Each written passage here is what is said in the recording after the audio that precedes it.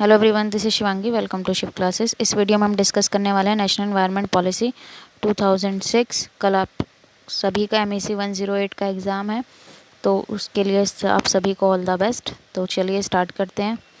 National environment policy क्या है? India का नेशनल कमिटमेंट था एनवायरनमेंट को क्लीन करने के लिए।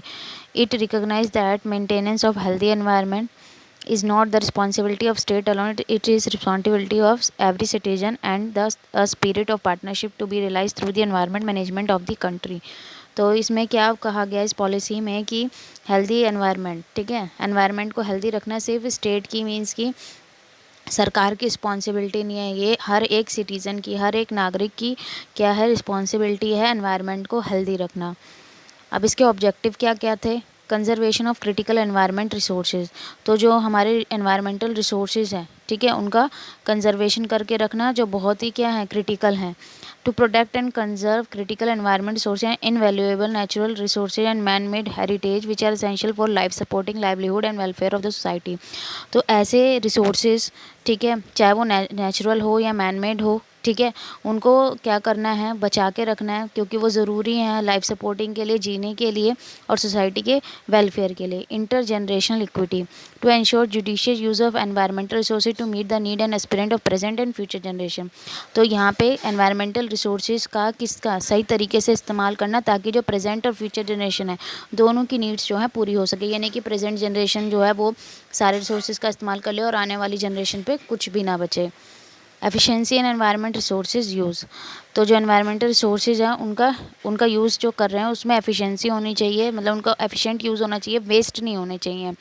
एंड फोर्थ है आपका environmental governance in the management of resources. तो एनवायरमेंटल गवर्नेंस किस में? मैनेजमेंट, रिसोर्सेज के मैनेजमेंट में। To apply the principle of resource, to apply the principle of good governance, ठीक है। तो यहाँ गुड गवर्नेंस हम पढ़ चुके हैं। तो जब भी हम रिसोर्सेज का, जो एनवायरमेंटल रिसोर्सेज हैं उनको मैनेज करें, तो उसमें गवर्नेंस बहुत ज़रूरी है, ठीक है। एक अच्छी गवर्नेंस का होना बहुत ज़रूरी है। Enhancement of resources, appropriate technology, traditional knowledge, managerial skill and social capital will be used for conservation and enhancement of resources। तो सही टेक्नोलॉजी, ठीक है, जो ट्रेडिशनल नॉलेज है और जो मैनेजर स्किल है, ठीक है, और जो सामाजिक पूंजी है, वो सभी का इस्तेमाल करना चाहिए रिसोर्सेज को कंजर्व करने में और उनको एनहांसमेंट करने में।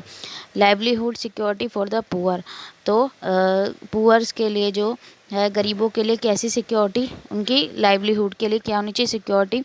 To ensure equitable access to environmental resources for poor tribal community which are most dependent on environmental resources for their livelihood. अब जो ट्राइबल कम्युनिटीज़ होती हैं वो मोस्टली किस पे डिपेंड करती हैं अपने लाइवलीहुड के लिए? जो एनवायरमेंटल रिसोर्सेज हैं, तो उनकी सिक्योरिटी के लिए एनवायरमेंटल जो रिसोर्सेज हैं उनको बचा के रखना है।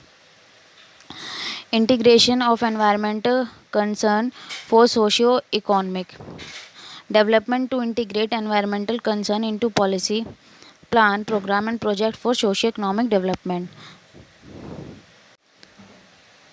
अब एनवायरमेंटल कंसर्न के लिए, ठीक है, उसको किसमें करना है, उसको इंटीग्रेट करना है, पॉलिसीज़ बनाने, उसके लिए प्लान प्रोग्राम प्रोजेक्ट बनाने, तो ये सब चीज़ें ध्यान रखनी है। तो इस वीडियो में इतना ही। तो ये जो टॉपिक है आपका यहाँ कंप्लीट होता है। अगर वीडियो अच्छी लगी हो तो like it, share it and subscribe my channel. Thank you.